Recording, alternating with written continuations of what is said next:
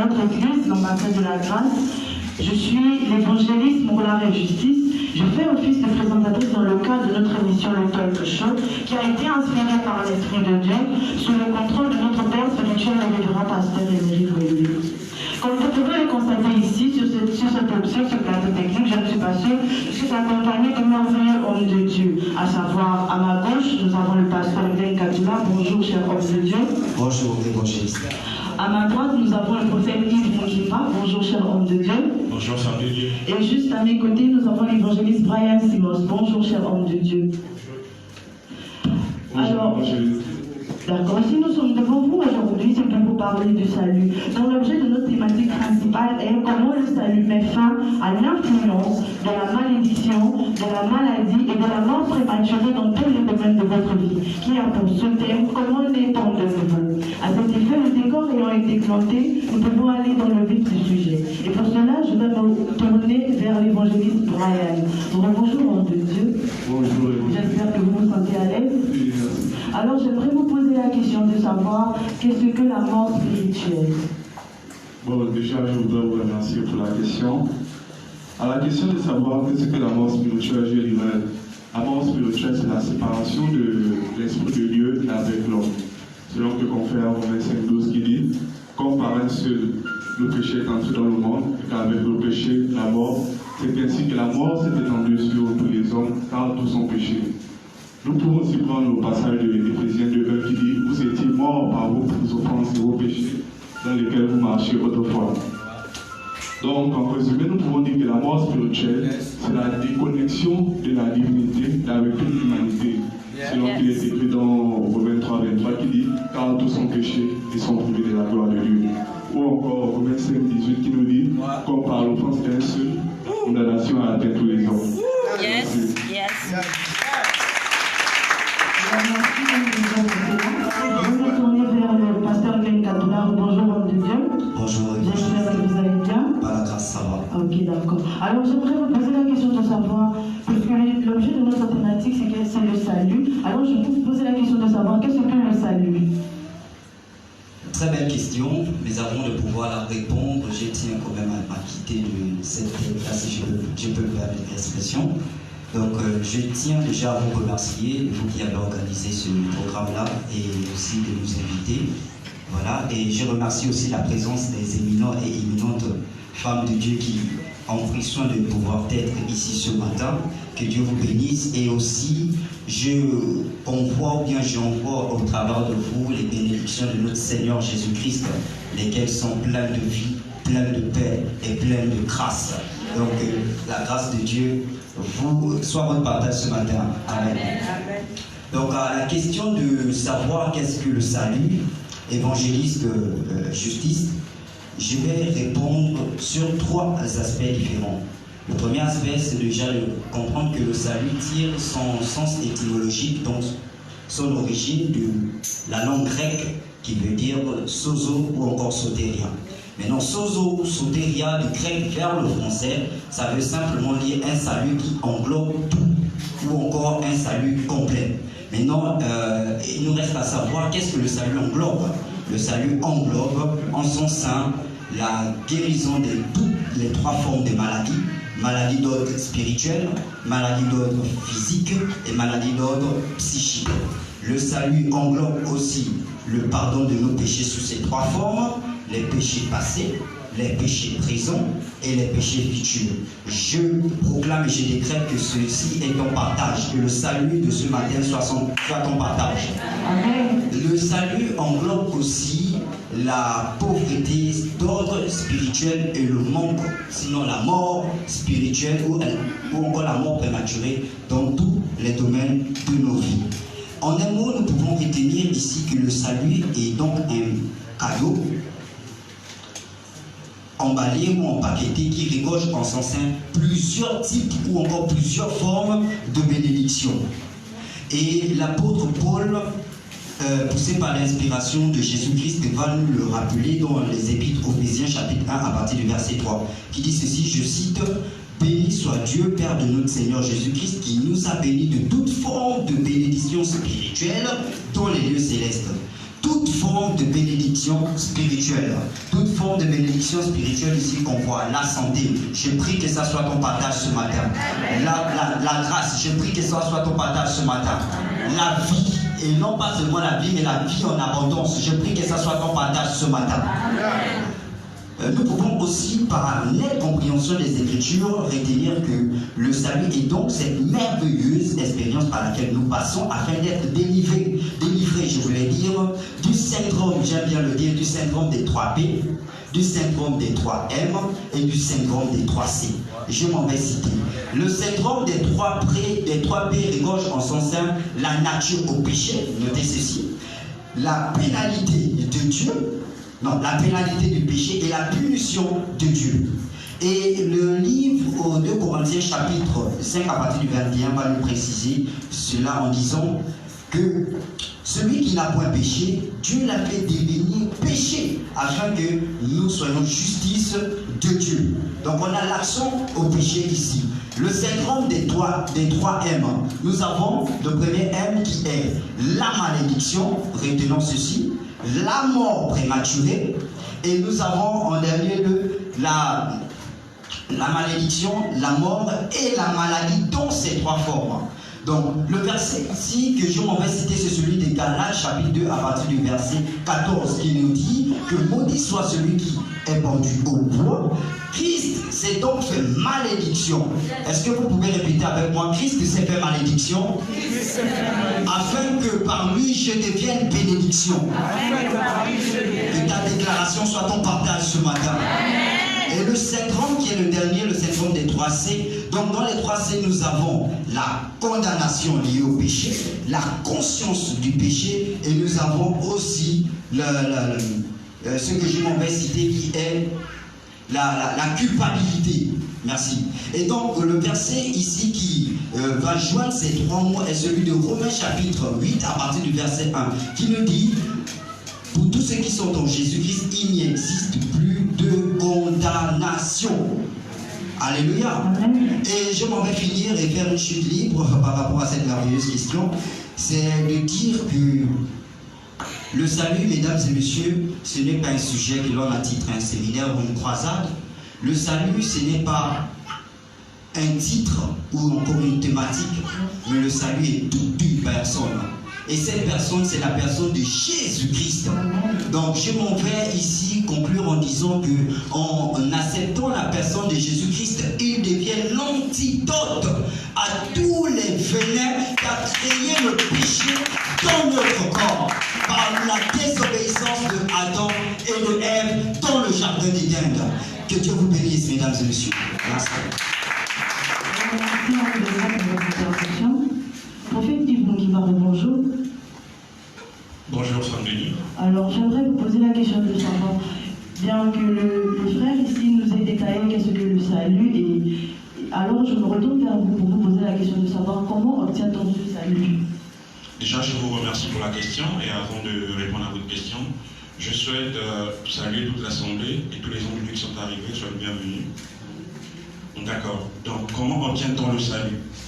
Le salut s'obtient par la croyance ou encore par la foi en Jésus-Christ. En effet, en acte, on va dire en acte 16, 31, il est écrit, Paul et Silas répondirent aux géoliers, crois au Seigneur Jésus et tu seras sauvé toi et toute ta famille.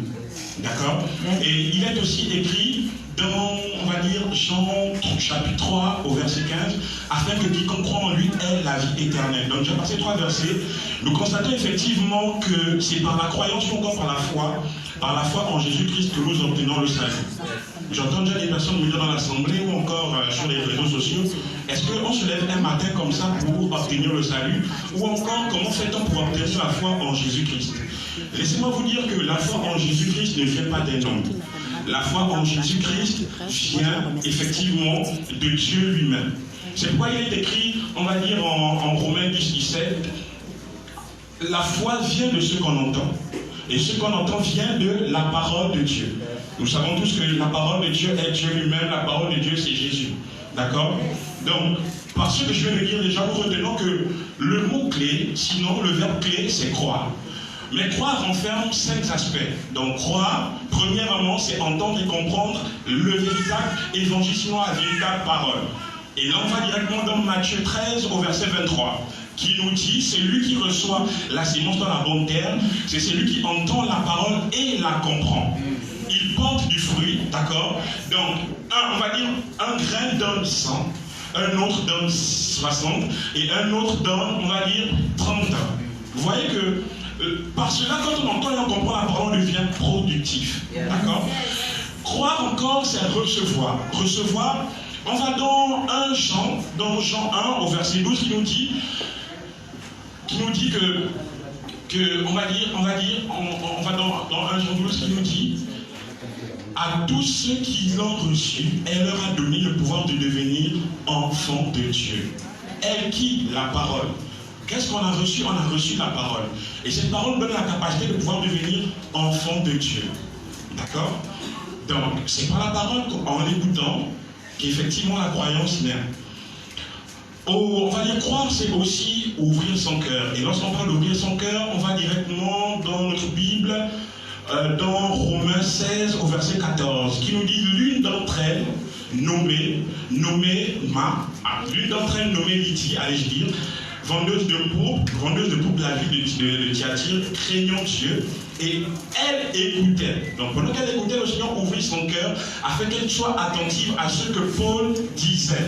Ça veut dire que pendant que vous êtes en train d'écouter ce qui est en train de se dire, l'évangile qui est en train d'être lâché, le Seigneur ouvre votre cœur et quelque chose est en train de se passer. C'est obligatoire, c'est comme ça. D'accord? Donc on va maintenant on va dire croire, c'est accepter. Accepter, on va dans Romains, on va dans Acte 2, 14. Donc Acte 2, 41, allez-je dire. Et là, on nous dit, ceux qui acceptèrent la parole et furent baptisés, ce jour-là, d'accord, ceux qui acceptèrent la parole et furent baptisés, on dit ce jour-là, le nombre de disciples augmenta de plus de 3000 âmes. Alléluia. Alléluia. Donc, croire, c'est aussi écouter. Et là, on va directement dans Éphésiens 1 au verset 13. À ce niveau, on nous dit, en lui, après avoir écouté la parole de vérité, l'évangile de notre salut, en lui nous avons cru et nous avons été scellés du Saint-Esprit qui avait été promis. Ça veut dire que dans le fait, donc, pour revenir à ta question, comment obtient-on le salut?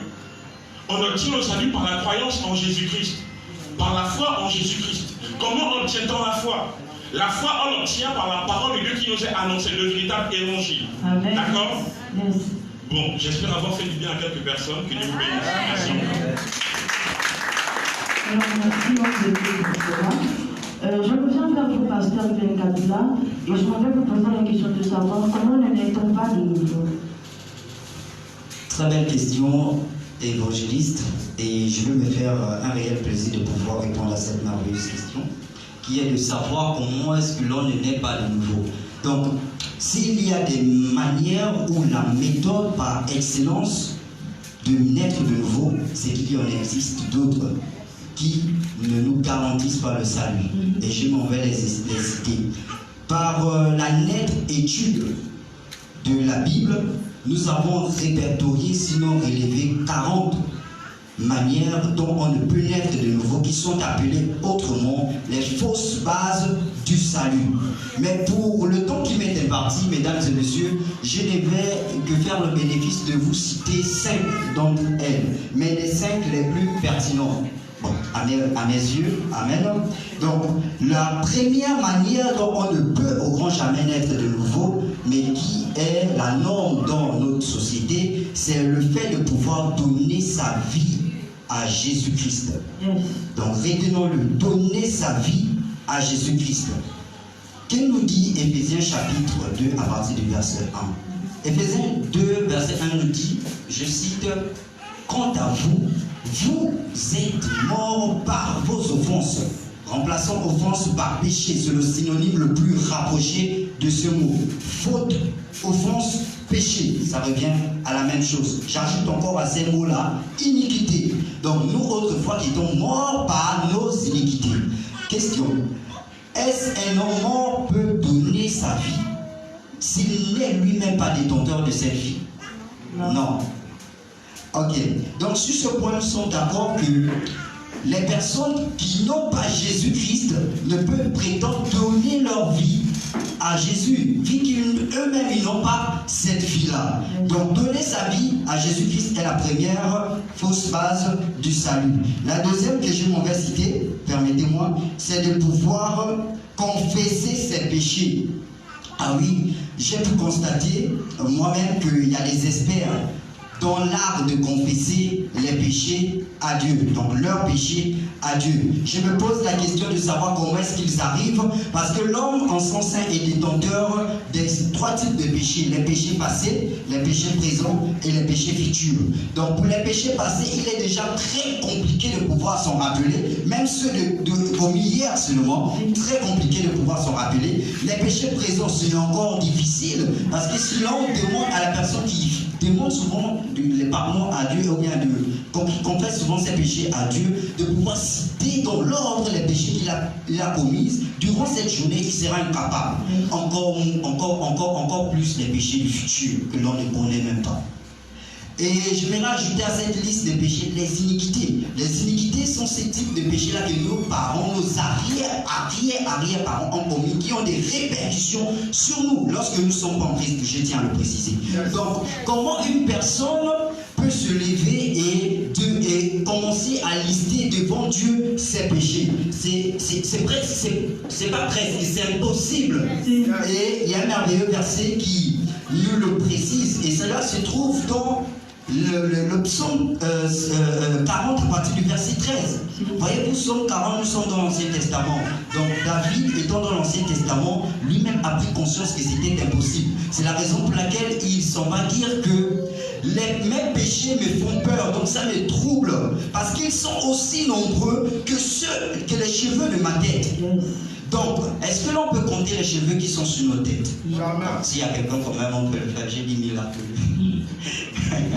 Donc, si c'est impossible de compter les péchés de sa tête, donc les péchés que l'on peut commettre sont aussi impossible de pouvoir les énumérer aux yeux de Dieu. Ça, c'est le deuxième point. Je vais aller au troisième point, qui est celui de pouvoir avoir une vie droite.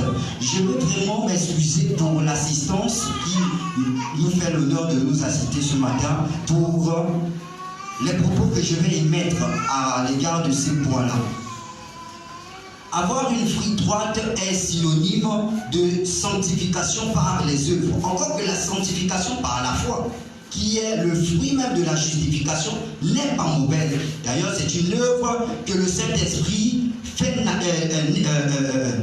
ressortir au-dedans de nous. Donc, mais la sanctification par les œuvres, encore vivre une vie droite, je m'adresse à toutes ces personnes-là qui n'ont pas encore Jésus-Christ mais qui le font, que ça ne peut nous garantir le royaume ou encore nous sauver ou permettre à ce que nous naissions de nouveau. Pourquoi? Parce qu'il y a une étude qui a été menée, c'est sur les moines de Shaolin qui eux sont dans le continent asiatique. Eux, ils sont reconnus comme étant des personnes qui performent un style de vie au-delà de la normale par leur qualité de sanctification, je m'en vais dire.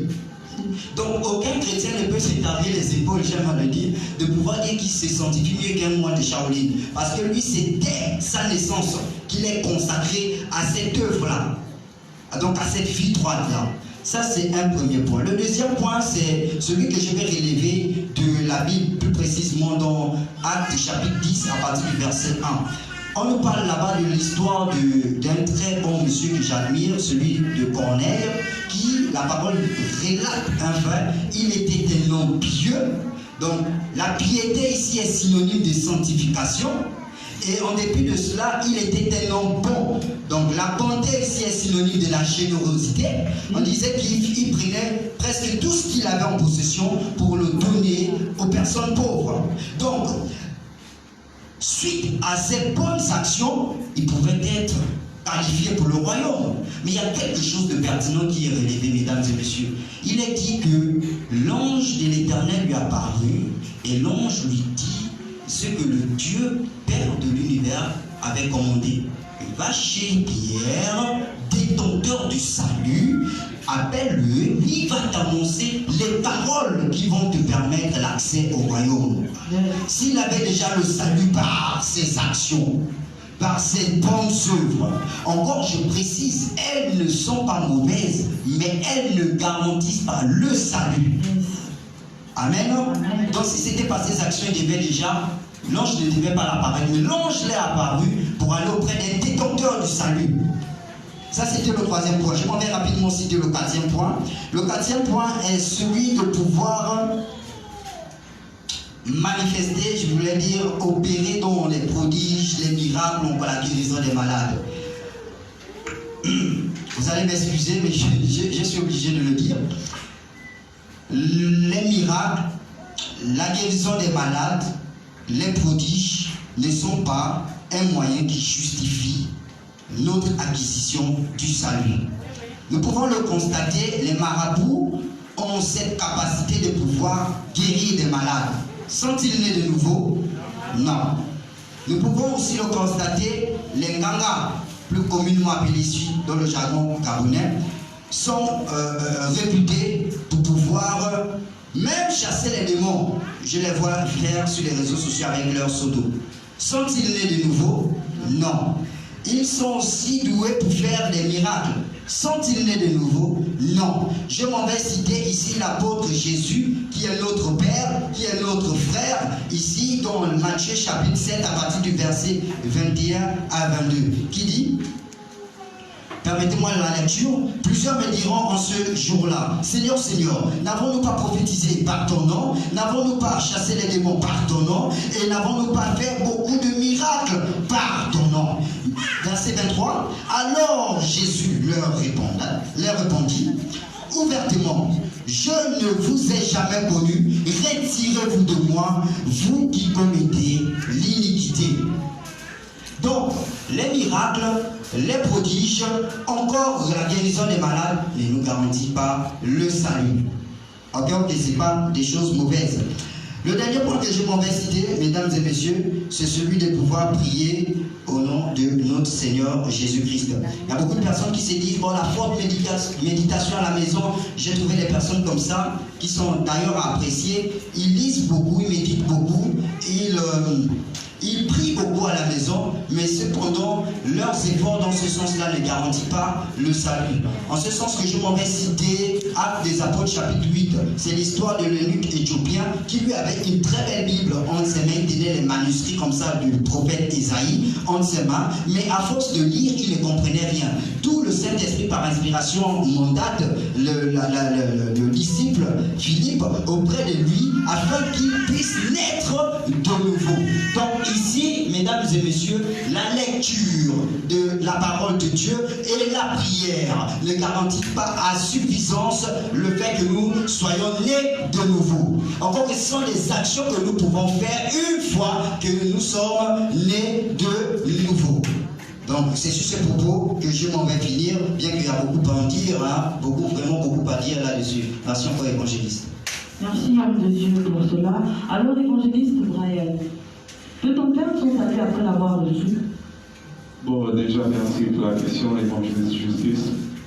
À la question de savoir si on peut perdre son salut après l'avoir reçu, je dirais non. Car l'homme n'est ni l'auteur ni le garant de son salut, mais celui en est le garant. Nous allons prendre le passage de Hébreux 5:9 qui nous dit, et après avoir été élevé à la perfection, il est devenu pour tous ceux qui lui obéissent l'auteur d'un salut éternel. Ce passage nous prouve à suffisance que le salut que Dieu porte en nous est éternel. Nous pouvons aussi prendre le passage de Jean 10 à son verset 28 qui dit, c'est Jésus qui parle à son église, je leur donne la vie et elles ne périront jamais. Et personne ne leur ravira de ma main. Il dit encore à son verset 29 que, et mon Père qui me les a donnés est plus grand que tous. Et personne ne les ravira de la main de mon Père. Donc, le salut est un don éternel que Dieu nous donne. Et selon qu'il est écrit dans Romains 11:29, Dieu ne se répand pas de ses dons. Donc, en conclusion, non, nous ne pouvons pas perdre notre salut. Amen. Merci, homme de Dieu, pour cela. Alors, ma soeur Clément Kadula, combien de temps dure le salut? Ok, la question de savoir combien de temps dure le salut, ici, ipso facto, je m'en vais dire, le salut dure l'éternité. Bon, maintenant, comme l'éternité est incontable, c'est même presque indescriptible pour les personnes qui ne sont pas en étroite connexion avec le Saint-Esprit ou encore Jésus-Christ. C'est que le salut s'étend sur une durée indéfinie. Ça, c'est le premier point que j'ai cité. Le deuxième point, c'est que la personne qui est détenteur de ce salut-là, comme je le disais en amont, c'est Jésus-Christ. Et Jésus-Christ, c'est prédéfini comme étant spirituel. Ok. Et dans le domaine spirituel, le fini n'existe pas. C'est juste l'infini qui existe. Et vu que cette personne spirituelle quitte le royaume de Dieu pour venir tabernacler en nous, venir habiter en nous. Je tiens à préciser ceci, mesdames et messieurs, le Saint-Esprit n'a pas trouvé bon d'aller résider à la Maison Blanche qui est aux États-Unis. Le Saint-Esprit n'a pas trouvé bon de venir résider ici au palais de la République qui est au bord de mer. Le Saint-Esprit n'a pas trouvé bon de pouvoir résider au palais de France.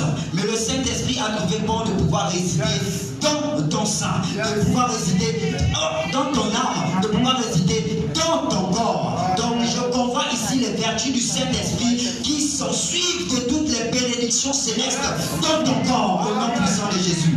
Donc le Saint-Esprit venant tabernacler en nous, qu'est-ce qu'il dit donc à la chapitre 2 à partir du verset 20? Il dit, si je vis, ce n'est plus moi qui vis, mais c'est Christ qui vit en moi. Donc lui, c'est prédéfini comme étant spirituel, ça fait que nous devenons aussi spirituels que lui. Donc le salut devient quelque chose de spirituel et non quelque chose de charnel, quelque chose d'infini et non quelque chose de fini, quelque chose d'éternel et non quelque chose de terrestre. Donc ça c'était le deuxième point et je m'en vais terminer, évangéliste, sur ce point. Et c'est un verset biblique que je vais citer. C'est celui que mon confrère ici sur le plateau a cité de Hébreux chapitre 5 à partir du verset 9, qui dit, après avoir été élevé à la perfection, il s'est fait pour nous une bénédiction, afin que nous héritions de lui un salut éternel. Donc, mesdames et messieurs, le salut n'est pas un produit que l'on peut retrouver dans un magasin, qui, après une bonne période, peut atteindre sa date de péremption. Le salut n'a pas de date de péremption. Donc, il ne pourrit pas, excusez-moi de l'expression, mais il est intact, aussi intact que la personne de Jésus, qui ne change pas et qui est le même hier, aujourd'hui et éternellement. Je vous remercie. Merci beaucoup. Alors, prophète Yves Mukimba, y a-t-il des personnes qualifiées pour le salut? Encore une fois, merci pour la parole. Y a-t-il des personnes qualifiées pour le salut? Est-ce que, j'ai une autre question, je vais reformuler. Est-ce que Dieu fait un parti pris? Est-ce qu'il a donné le salut pour une catégorie de personnes? Et ça veut dire qu'il y a des gens qui sont d'emblée, sinon damnés d'office. Je dirais simplement non. J'ai une question. Lorsqu'il pleut au Gabon ou dans le monde entier, est-ce qu'il pleut seulement sur les bancs et il ne pleut pas sur les meurtriers? Je pense que cette pluie qui tombe, qui vient de Dieu, tombe à la fois sur les bons comme sur les mauvais. Yes. Et Matthieu, on va dire Matthieu 5 au verset 45 le dit clairement. Dieu fait tomber sa pluie sur les bons comme sur les mauvais. Quand on va dans Jean 3,16, la Bible nous dit, car Dieu a tant aimé le monde, il a donné son Fils unique, afin que quiconque croit en lui ne périsse point, mais qu'il ait la vie éternelle. Donc nous voyons ici que le salut n'est pas réservé seulement au pasteur Glenn, à l'évangéliste Brian, ou encore au prophète Yves. Mais on va dire le salut est destiné à quiconque croit. Yes. Parce que quiconque fait allusion à l'humanité entière. D'accord? Il n'y a pas une catégorie de personnes. Si on va dans Romains 2 au verset 11, on dit devant Dieu, il n'y a point d'acception de personne. Yes. D'accord? Donc pour répondre à la question qui a été posée, il n'y a pas de personne qualifiée pour le salut. Ou si je dis il y a des personnes qualifiées pour le salut, je dirais l'humanité entière est qualifiée pour le salut. Yes. Alors, évangéliste Brian, quelle différence faites-vous entre le baptême de repentance de Jean-Baptiste et le salut? Et merci pour la question. Avant de démontrer quelle est la différence entre le baptême de repentance et le salut, nous allons d'abord définir ce que c'est la repentance. La repentance procède du mot grec métanoïa, lequel signifie changement radical du système de pensée. La repentance n'est pas un acte que l'on commet, mais la repentance est un don de Dieu que l'on reçoit après avoir écouté le message de la repentance. Yes. Selon qu'il est écrit dans Actes 26:20 qui dit « J'ai prêché la repentance et la conversion à Dieu avec des actes dignes de la repentance. » Yes. Donc, en conclusion, le baptême de repentance n'apporte pas le salut. Le baptême de repentance n'est pas la purification des péchés, mais un engagement de bonne conscience envers Dieu.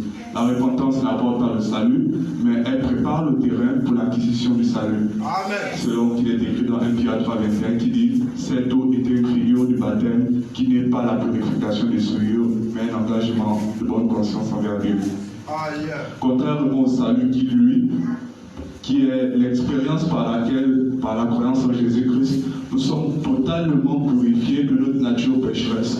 Selon qu'il est écrit dans Jean 1:29 qui dit « Voici l'agneau de Dieu qui ôte les péchés du monde. » Merci. Merci, homme de Dieu. Pasteur Ken Kaduna, peut-on mettre de nouveau sur son lit de mort? Très belle question. Est-ce que l'on peut naître de nouveau sur son lit de mort? Est-ce qu'une personne qui est dans le coma, en train d'agoniser, en pleine convalescence, peut obtenir le salut? Je dirais oui, avec une grande confiance et assurance. Pourquoi? Parce que le salut n'est pas conditionné par un lieu géographique. Le salut n'est pas conditionné par un temps bien déterminé. Le salut n'est pas conditionné par un pays, un continent. Le salut est conditionné par une seule personne, la personne de Jésus-Christ, le garant et l'auteur même de ce salut.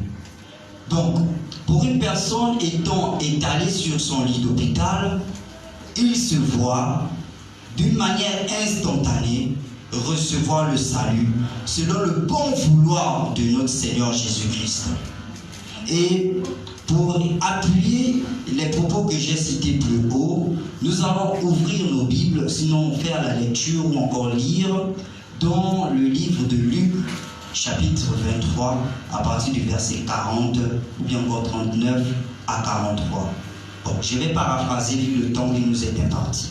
C'est l'histoire de 3 personnages.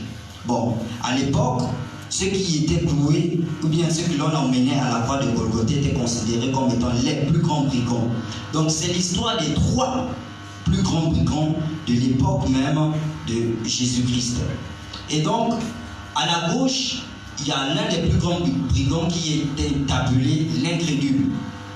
Au milieu, il y a le brigand que j'appelle Jésus-Christ, qui lui n'a rien commis pour être là, mais quand même a décidé de pouvoir porter nos afflictions, nos péchés. Donc lui là, on va l'appeler le croyant.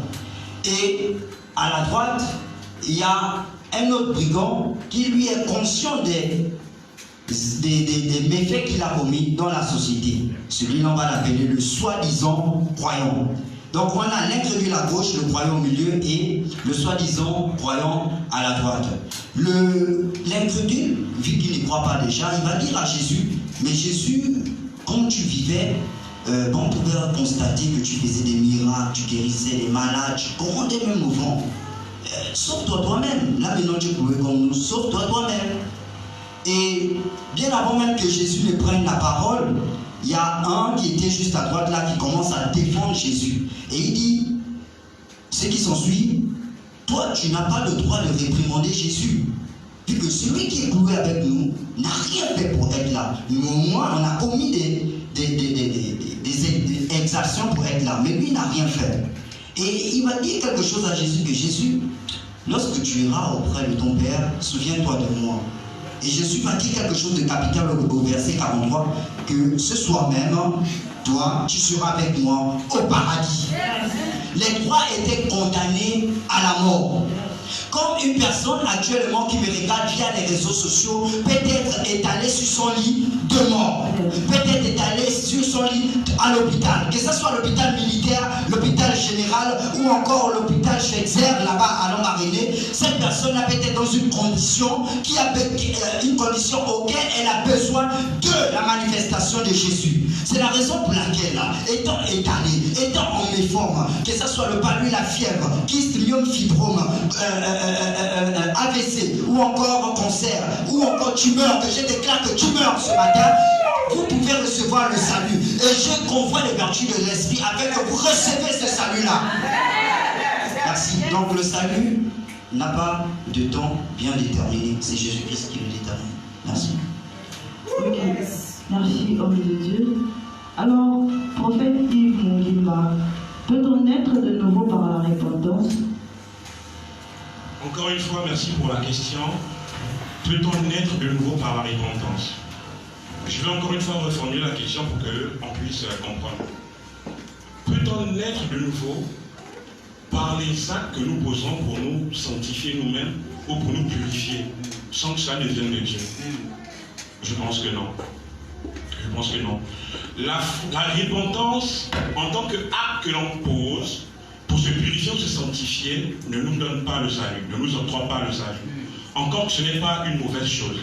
Ce n'est pas une mauvaise chose. Notre papa, le révérend pasteur Émilie Louébert, nous dit souvent que vouloir obtenir le salut par des actes de sanctification, par des actes de purification qu'on pose nous-mêmes, ce serait comme l'acte d'un chirurgien esthétique qui ne viendrait changer que l'extérieur du corps et non l'intérieur. D'accord? Mais alors que la repentance, en tant que message venu d'un prédicateur qui vient changer notre système de pensée, d'accord, est la préparation pour l'obtention du salut. Yes. Mais ça n'octroie pas le salut. Donc pour soutenir ce verset, je vais regarder donc Galates 2 au verset 16. Il est écrit néanmoins, sachant que ce n'est pas par les œuvres de la loi que l'homme est justifié, mais par la foi en Jésus-Christ. Nous aussi nous avons cru en Jésus-Christ afin d'être justifiés par la loi en Christ. Et non par les œuvres de la foi, de la loi, et non par les œuvres de la loi, parce que nul chair ne sera justifié par les œuvres de la loi. Yes.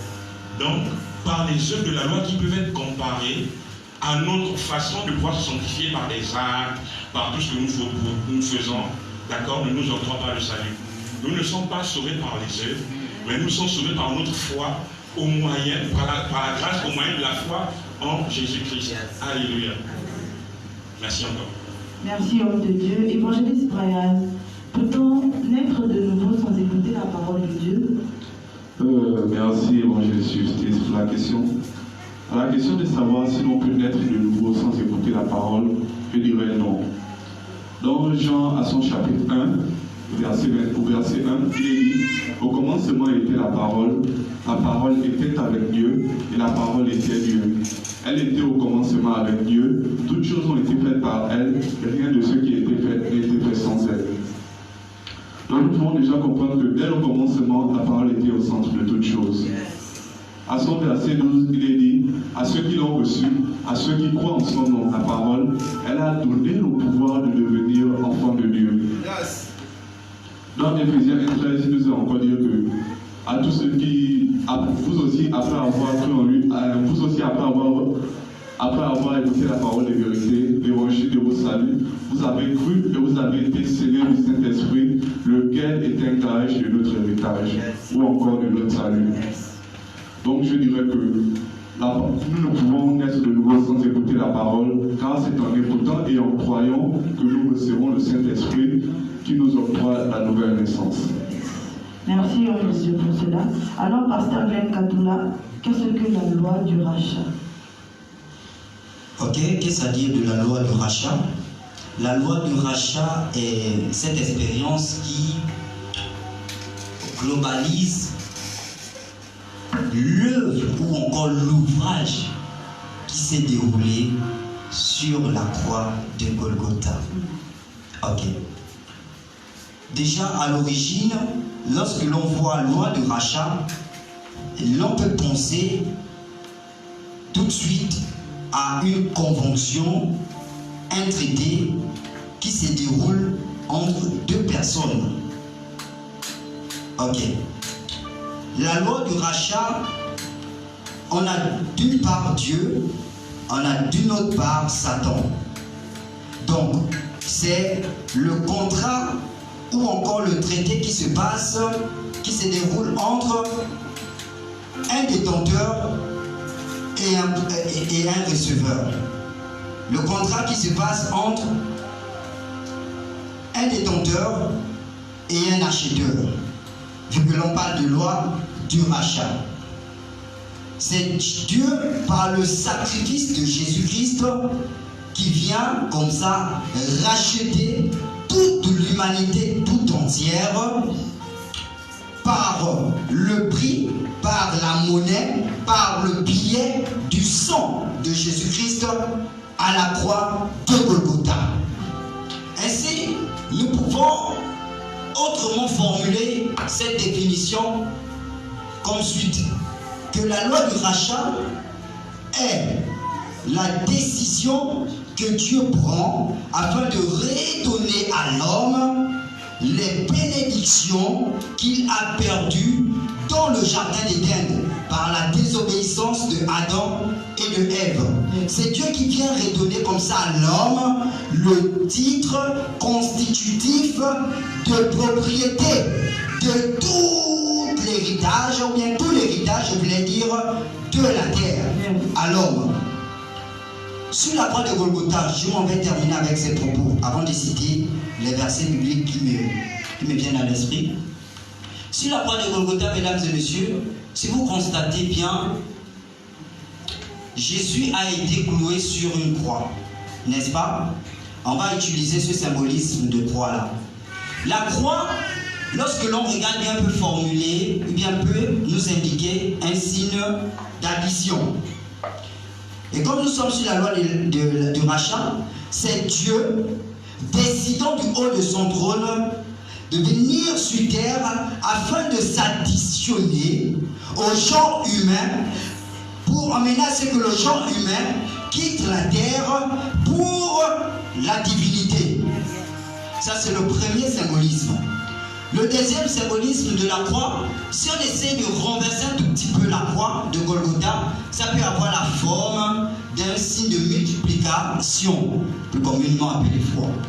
Donc, c'est Dieu décidant de pouvoir se multiplier à l'humanité afin qu'au lieu qu'il y ait un fils, comme mentionné dans Jean chapitre 3 à partir du verset 16, il y a une multitude d'enfants que nous sommes aujourd'hui. Le troisième symbolisme, et c'est celui que j'aime bien, c'est celui de la forme de la croix. Lorsqu'on regarde la croix, ça peut aussi symboliser une épée, n'est-ce pas? Voilà. Pour la petite histoire, le mont Golgotha est l'endroit exactement où la tête de Goliath, tué par David, a été enterrée. Jésus, pour pouvoir marquer la domination suprême, suite à l'action que David avait déjà posée, il vient aussi s'est fait crucifier sur le mont Golgotha. Donc, quand il vient se faire crucifier sur le mont Golgotha, la croix qu'il utilise a la forme de l'épée. Donc, c'est pour marquer la double domination que Dieu a eue sur Satan, au travers son sacrifice, au travers son sang. Outre la loi du rachat, c'est Dieu au travers son sacrifice qui vient payer en rançon l'humanité tout entière. Et nous pouvons la voir dans Ésaïe et même aussi dans 1 Timothée chapitre 2 que je m'en vais citer. Ésaïe d'abord chapitre 44 à partir du verset 22 nous dit ceci: j'efface tes transgressions comme une neige. Ah, nous devenons saints comme Dieu est 3 fois saint. Après il dit, et tes péchés comme une nuée. Reviens à moi. Ah, le Saint-Esprit nous interpelle, Dieu nous interpelle. Reviens à moi, car je t'ai racheté. Donc, plus de culpabilité, plus de conscience du péché, car Dieu nous a racheté. Le deuxième passage, c'est celui de 1 Timothée chapitre 2 à partir du verset 6, qui nous dit ceci: et qui s'est donné lui-même en rançon pour tous. Donc, mesdames et messieurs, Jésus s'est donné lui-même en rançon pour nous. Plus besoin de pouvoir nous culpabiliser. Il s'est donné en rançon pour nos maladies, pour notre guérison tout entière. Donc, nous pouvons recevoir cela. Merci, évangéliste. Merci, homme de Dieu, pour cela. Alors, prophète Yves, comment est-ce qu'un chrétien peut-il être après avoir obtenu le salut? Merci pour la question. Après avoir obtenu le salut, il est clair en fait que le chrétien n'est plus la même personne. Parce que premièrement, il change d'identité. D'accord? Il change d'identité. Il quitte le royaume des ténèbres, pour le royaume des lumières. D'accord? Et il devient une nouvelle créature qui n'a jamais existé. D'accord? Lorsqu'on va dans 2 Corinthiens 5, au verset 17, la Bible dit, si quelqu'un est en Christ, il est devenu une nouvelle créature, les choses anciennes sont passées et voici, toutes choses sont devenues nouvelles. Alléluia. Comme pour dire qu'aujourd'hui, ayant changé d'identité, ayant quitté la terre pour les cieux, parce que nous sommes en Christ, cachés en Dieu dans les lieux célestes. Alléluia. Nous faisons office d'ambassadeurs du royaume de Dieu sur terre. Sur terre, nous sommes l'extension de Dieu. Nous sommes la continuité de Dieu sur terre. Nous sommes la main de Dieu sur la terre. Alors, quand tu réalises ton identité, désormais, il te suffit simplement de pouvoir déclarer, professer des paroles, afin que tu puisses changer le cours des événements dans la vie des autres, comme dans ta propre vie. Tout est possible. Parce que nous représentons le ciel sur terre. Évangéliste Brian, y a-t-il des conditions pour obtenir le salut? À la question de savoir s'il y a-t-il des conditions pour obtenir le salut, je dirais oui. La condition par laquelle nous pouvons obtenir le salut est l'écoute de la parole de vérité, afin que nous croyons. Selon Éphésiens 1,13 qui dit, après avoir écouté la parole de vérité, l'évangile de votre salut, en lui vous aussi vous avez cru et vous avez été scellés du Saint-Esprit. Mais dans un autre sens, nous pouvons dire non, il n'y a aucune condition, dans la mesure où le salut est un don de Dieu et nous ne posons aucun acte pour l'acquérir, selon qu'il est écrit dans Éphésiens 2,8 qui nous dit, c'est par la grâce que vous êtes sauvés au moyen de la foi, et c'est de le nom de Dieu, cela ne vient pas de vous, afin que personne ne se glorifie. Merci. Merci, homme de Dieu, pour cela. Alors, pasteur Glenn Katoula, le baptême d'eau de repentance de Jean-Baptiste conditionne-t-il notre salut? Non. Le baptême d'eau de Jean-Baptiste ne peut conditionner notre salut. Cela aussi ne peut nous octroyer instantanément le salut. Pourquoi? Parce que le baptême d'eau de Jean-Baptiste n'était qu'une préparation comme ça pour l'obtention du salut. Je vais prendre cet exemple. Mesdames et messieurs, imaginons-nous tous rassemblés au stade d'Angonji. Donc le stade de l'amitié, c'est ça. Donc au stade d'Angonji. Et là, nous avons notre célèbre footballeur Aubameyang qui s'apprête à jouer. Mais 1 heure avant que le top, sinon le match ne commence, ils vont se retrouver dans les coulisses. Donc dans les vestiaires, permettez-moi l'expression. Et de là-bas, il y a souvent 2 expressions qui peuvent qualifier ce qu'ils font. Il y a la préparation ou encore il y a l'entraînement, donc l'échauffement. Donc, après cela, ils pourront cette fois-ci maintenant se rendre sur scène et commencer à jouer. Nous pouvons de cette histoire ou bien encore de cet exemple retenir que le baptême d'eau est semblable à cette équipe qui, avant de jouer au football, se rend d'abord dans les coulisses pour se préparer. Le baptême d'eau prépare l'acquisition au salut, mais cela ne nous octroie pas le salut. Ok? Et donc, 1 Pierre chapitre 3 à partir du verset 21, il va nous dire quelque chose de très important là-bas. Je m'en vais lire. Il dit ceci: cette eau était une figure de baptême, qui n'est pas la purification des souillures du corps. Donc l'eau que Jean-Baptiste, bien le baptême de Jean-Baptiste n'était qu'une figure du baptême. De quel baptême cette fois-ci précise? Parce qu'il précise du baptême du Saint-Esprit. Et ce n'était pas la purification des souillures de nos corps, mais l'engagement d'une conscience envers Dieu. Donc le baptême d'eau ici aussi peut avoir la connotation suivante, comme elle peut être décrit comme étant le témoignage ou encore l'engagement d'une conscience ou d'une bonne conscience rendue à l'égard de notre époux Jésus-Christ. Donc c'est comme une femme qui, après être mariée, elle annonce tous ses amis, toute sa famille. Bon, j'ai le témoignage, la bade. Donc le baptême, c'est un peu, ça va juste dans ce sens-là. Amen. Bon, pour le bénéfice maintenant des personnes qui nous écoutent ou encore ceux qui sont sur les réseaux sociaux, vous pourriez aller à la maison lire le livre de Actes des Apôtres, chapitre 19, à partir du verset 1 jusqu'au verset 6. Là-bas, Paul va nous dire quelque chose d'assez pertinent. Merci. Merci, homme de Dieu. Alors, prophète Yves Moukimba, qu'est-ce que la justice de Dieu? Encore merci pour la question.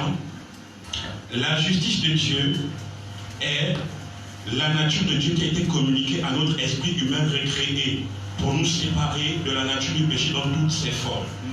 D'accord? Et je vais aller dans le verset, on va dire dans le verset de 2 Corinthiens 5:21 qui nous dit: celui qui n'a point connu le péché, il a fait devenir péché pour nous, afin que nous devenions en lui justice de Dieu. Yes. D'accord? Donc, aussi, vous devez savoir que la justice de Dieu est on va dire, la clé de la maturité spirituelle. D'accord? C'est la clé de la maturité spirituelle. Donc, il faut avoir la connaissance et la compréhension de la nature de Dieu pour pouvoir, on va dire quoi, pour pouvoir exister, pour pouvoir, en fait, prendre possession de ce qui nous appartient. Donc, on va dans Galates 4, verset 1, on nous dit aussi, aussi longtemps que l'héritier est enfant, je le dis, il ne diffère en rien d'un esclave, bien qu'il soit le maître de tout. Ça veut dire aussi longtemps qu'on ne réalise pas qui on est, aussi longtemps qu'on ne réalise pas notre identité, aussi longtemps qu'on ne réalise pas qu'on est des ambassadeurs de Dieu sur terre, on ne pourra pas bénéficier de tout ce dont on a besoin. Alors, c'est le moment pour chacun de nous de pouvoir réaliser en fait qui on est en Christ, alléluia, afin que l'humanité entière, donc les nations entières, soient, on va dire, converties, sinon, soient transformées en nations pour Christ. Alléluia. Amen. Merci, homme de Dieu, pour cela.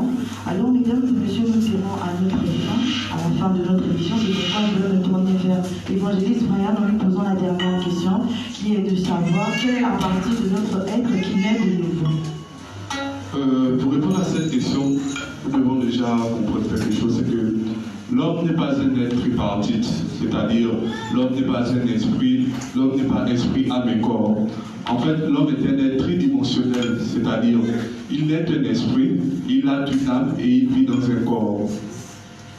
Le salut et la naissance sont des expériences spirituelles, nous le savons.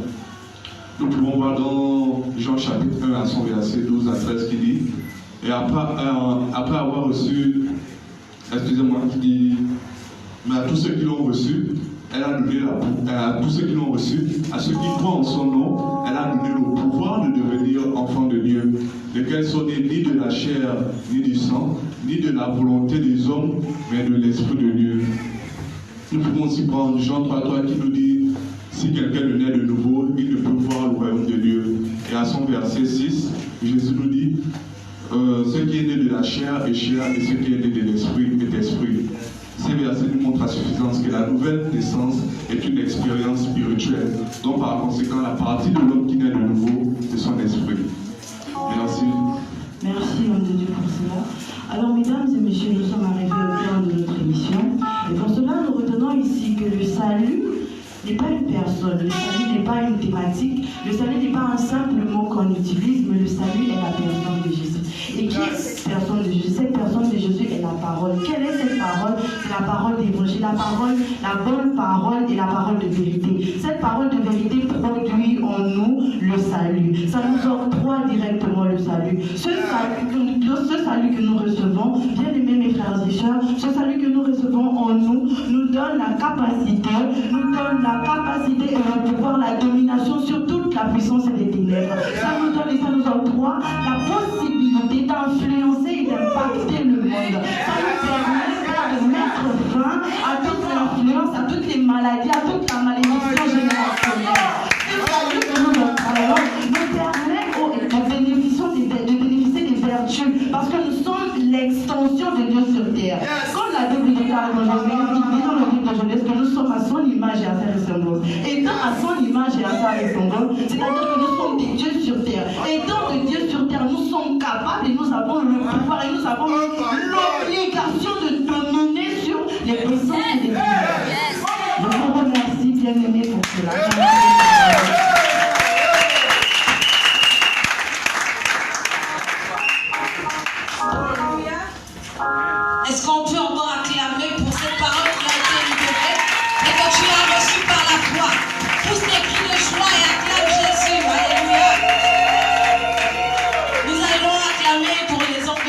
allons reprendre leur place.